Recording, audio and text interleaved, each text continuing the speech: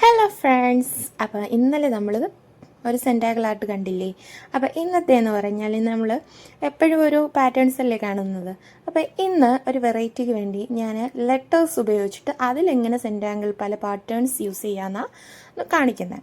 അപ്പോൾ ഇന്ന് ഫസ്റ്റ് ലെറ്ററായിട്ട് തന്നെ എ ആണ് എടുത്തിരിക്കുന്നത്. അതിനെ കുറേ പാർട്ടീഷൻസ് ആക്കിയിട്ട് അവസാനം അതിൽ ഓരോന്നിലും ഓരോരോ പാറ്റേൺസ് നമ്മൾ വരയ്ക്കുകയാണ്.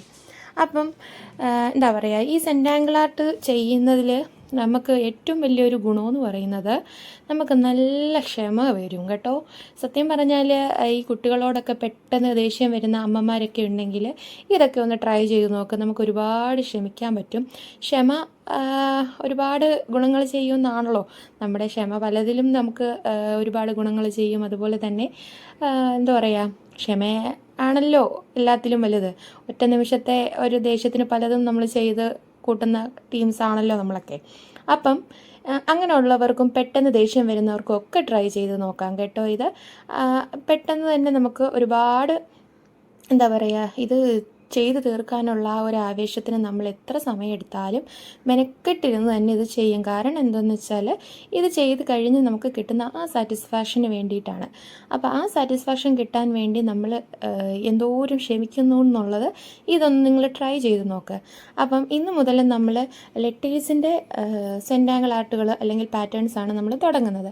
അപ്പം ഓരോരുത്തരും നിങ്ങൾക്ക് ഏത് ലെറ്ററാണോ അടുത്തത് വേണ്ടതെന്ന് വെച്ചാൽ അതൊന്ന് കമൻറ്റ് ചെയ്യണേ. നിങ്ങളുടെയൊക്കെ പേരിൻ്റെ ഫസ്റ്റ് ലെറ്റേഴ്സ് ഇട്ടാലും മതി.